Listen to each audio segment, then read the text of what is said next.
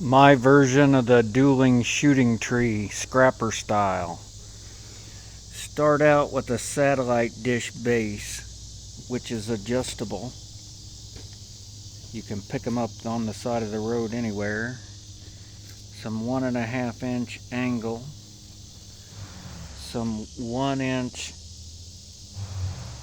top rail for fence, some rebar, some diamond plate steel.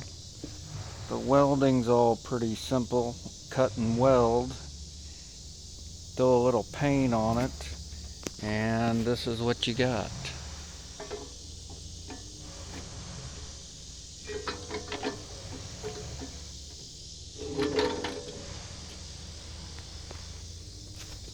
And if you can find one of these satellite dish bases, they're adjustable for angle, so you can adjust it accordingly.